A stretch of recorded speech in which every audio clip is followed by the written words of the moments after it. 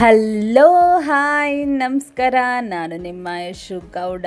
Welcome back to my YouTube channel. ಎಲ್ಲರೂ ಹೇಗಿದ್ದೀರಾ? ಚೆನ್ನಾಗಿದ್ದೀರಾ ಅಂತ ಭಾವಿಸ್ತೀನಿ. ಸೊ ಇವತ್ತು ಸ್ಯಾಟರ್ಡೆ ಆಗಿರೋದ್ರಿಂದ ನಿಮ್ಗೊಂದು ಒಳ್ಳೆ ರೆಸಿಪಿ ಹೇಳ್ಕೊಡ್ತಿದ್ದೀನಿ. ಅದೇನು ಅಂದರೆ ಕಾಯಿ ಒಬ್ಬಟ್ಟು.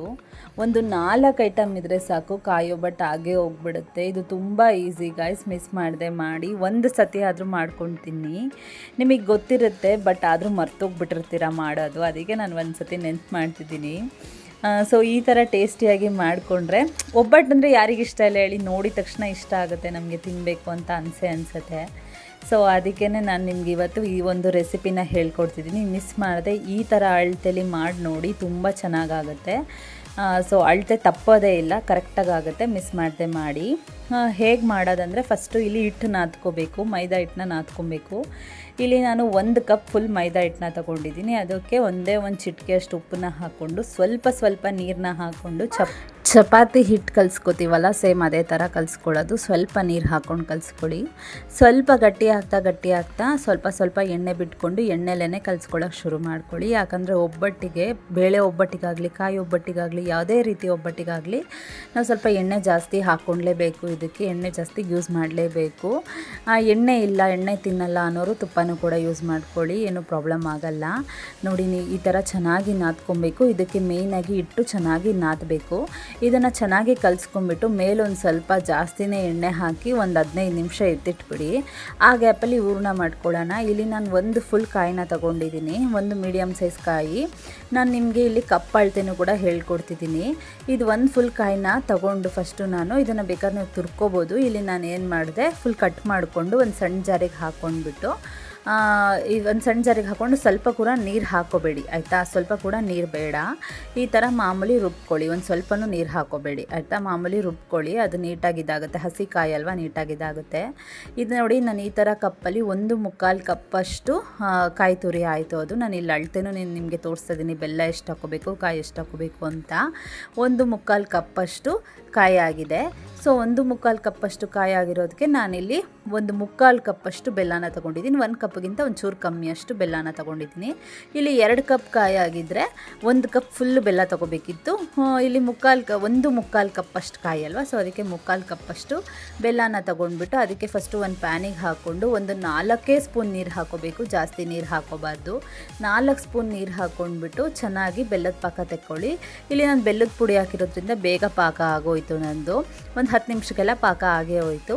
ಈ ಕಡೆ ಹೂರ್ಣ ರೆಡಿ ಮಾಡ್ಕೊಂಡು ಬಿಡೋಣ. ಮಾಮೂಲಿ ಒಂದು ಪ್ಯಾನಿಗೆ ಒಂದು 4ರಿಂದ 5 ಸ್ಪೂನ್ ತುಪ್ಪ ಹಾಕ್ಕೊಂಡ್ಬಿಟ್ಟು, ಆಮೇಲೆ ಕಾಯಿ ತುರಿ ಎಲ್ಲ ರೆಡಿ ಮಾಡ್ಕೊಂಡಿದ್ವಲ್ಲ, ಅದು ಫುಲ್ಲು 1/4 ಕಪ್ಪಷ್ಟು ಆ ಕಾಯಿ ತುರಿನೂ ಕೂಡ ಹಾಕ್ಕೊಂಡು ಚೆನ್ನಾಗಿ ಒಂದು 10 ನಿಮಿಷ ಹುರ್ಕೊಳ್ಳಿ. ಇದು ಯಾವ ರೀತಿ ಹುರ್ಕೊಳ್ಬೇಕು ಅಂದರೆ, ಕಾಯಿ ಉರಿತಾ ಒಂಥರ ಸ್ಮೆಲ್ ಬರುತ್ತೆ, ಚೆನ್ನಾಗಿ ಸ್ಮೆಲ್ ಬರುತ್ತೆ. ಸೊ ಆ ಥರ ಸ್ಮೆಲ್ ಬರೋವರೆಗೂ ಒಂಚೂರು ಕಲರು ಕೂಡ ಚೇಂಜ್ ಆಗುತ್ತೆ, ಅಲ್ಲಿವರೆಗೂ ಹುರ್ಕೊಳ್ಳಿ. ಆಮೇಲೆ ಇದಕ್ಕೆ ನಾವು ಬೆಲ್ಲದ ಪಾಕ ತೆಗೆದಿಟ್ಕೊಂಡಿದ್ವಲ್ಲ, ಆ ಬೆಲ್ಲದ ಪಾಕ ಫುಲ್ಲು ಹಾಕ್ಕೊಂಡು ಚೆನ್ನಾಗಿ ಮಿಕ್ಸ್ ಮಾಡ್ಕೊಳ್ಳಿ. ಈ ಥರ ನಿಮಗೆ ಮಾಡಿದ್ರೆ ಕರೆಕ್ಟಾಗಿ ಹೂರ್ಣ ಕರೆಕ್ಟಾಗಿ ಬರುತ್ತೆ. 4-5 ಸ್ಪೂನೇ ಬೆಲ್ಲ, 4 ಸ್ಪೂನೇ ನೀರು ಹಾಕ್ಕೊಳ್ಬೇಕು ಬೆಲ್ಲಕ್ಕೆ, ಓಕೆನಾ?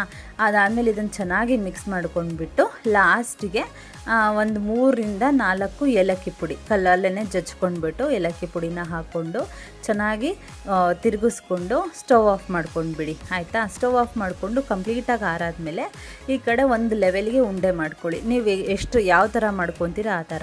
ಇಲ್ಲಿ ನಾನು ಸ್ವಲ್ಪ ದೊಡ್ಡದೇ ಮಾಡ್ಕೊತೀನಲ್ಲ, ಒಂದು ಮೀಡಿಯಮ್ ಸೈಜ್ ಉಂಡೆನ ಮಾಡ್ಕೊತೀನಿ. ಇಲ್ಲಿ ನನಗೆ 1/4 ಕಪ್ಪಷ್ಟು ಕಾಯಿಗೆ, ಅಂದರೆ ಒಂದು ಫುಲ್ ಕಾಯಿಗೆ ನನಗೆ ಎಷ್ಟಾಗಿದೆ ಅಂದರೆ ಒಂದು 7 ಒಬ್ಬಟ್ಟಾಯಿತು.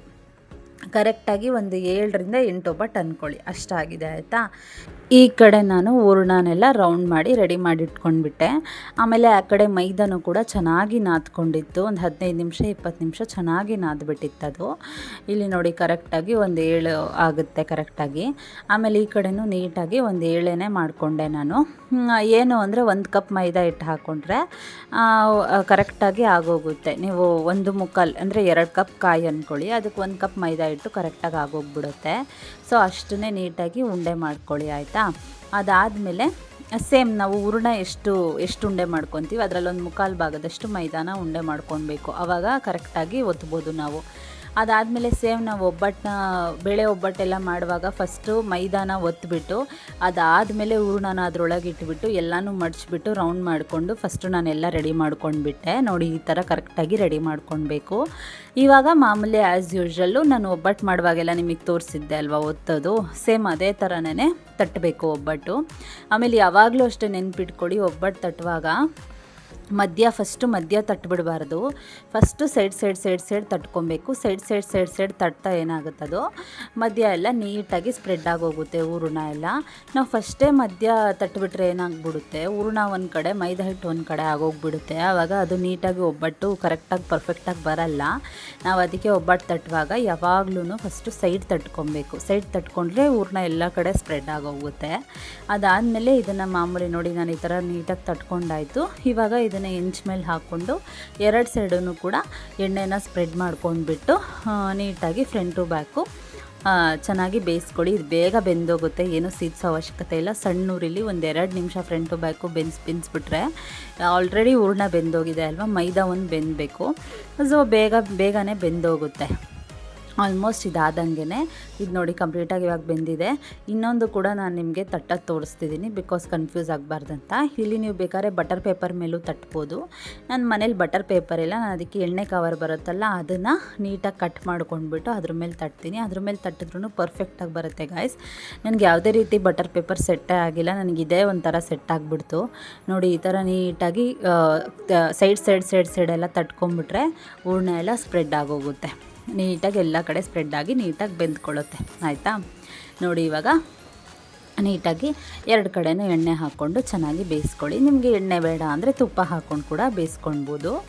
ಇವಾಗ ಪರ್ಫೆಕ್ಟಾಗಿ ಸ್ವೀಟ್ ಬರುತ್ತೆ, ಅದು ಪರ್ಫೆಕ್ಟ್ ಹೂರಣ ಆ್ಯಂಡ್ ಪರ್ಫೆಕ್ಟ್ ಒಬ್ಬಟ್ಟು ಆಗೋಗುತ್ತೆ, ಒಂದು ಸ್ವಲ್ಪನೂ ಕಿತ್ತೋಗಲ್ಲ. ಎಷ್ಟೋ ಜನಕ್ಕೆ ಕಾಯಿ ಒಬ್ಬಟ್ಟು ಮಾಡೋಕ್ಕೆ ಬರಲ್ಲ, ಹೂರಣ ಒಂದೊಂದು ಸತಿ ಜಾಸ್ತಿ ನೀರಾಗಿ ಮಾಡಿಬಿಡ್ತಾರೆ, ಆಮೇಲೆ ತಟ್ಟೋದು ಅಷ್ಟೇ ಕಿತ್ತೋಗೋ ಥರ ಮಾಡ್ತಾರೆ, ಆ ಥರ ಆಗೋಗುತ್ತೆ. ಈ ಥರ ಒಂದು ಸತಿ ಟ್ರೈ ಮಾಡಿ, ಪರ್ಫೆಕ್ಟಾಗಿ ಬರುತ್ತೆ. ಹೇಗಿದ್ದರೂ ಸ್ಯಾಟರ್ಡೇ ಅಲ್ವಾ, ಒಂದು ಕಾಯಿ ಇದ್ದರೆ ಸಾಕು, ಒಂದು 7ರಿಂದ 8 ಒಬ್ಬಟ್ಟು ಆಗೋಗುತ್ತೆ. ನಿಮ್ಮ ಮನೆಯಲ್ಲಿ ಒಂದು 2 ಜನ 3 ಜನ ಇರೋರು, ಗಂಡ ಹೆಂಡತಿ ಇರೋರು, ಸ್ಯಾಟರ್ಡೆ ಸಂಡೇ ಹಾಲಿಡೇ ಇರೋರು ಈ ಥರ ಒಂದು ಸರಿ ಟ್ರೈ ಮಾಡಿ, ಚೆನ್ನಾಗಿರುತ್ತೆ. ಸೊ ಈ ವಿಡಿಯೋ ನಿಮಗೆ ಇಷ್ಟ ಆಗಿದ್ದರೆ ದಯವಿಟ್ಟು ಲೈಕ್ ಮಾಡಿ, ಶೇರ್ ಮಾಡಿ, ಕಮೆಂಟ್ ಮಾಡಿ, ಸಬ್ಸ್ಕ್ರೈಬ್ ಮಾಡ್ಕೊಳ್ಳಿ. ಹೀಗೆ ನನಗೆ ಸಪೋರ್ಟ್ ಮಾಡಿ.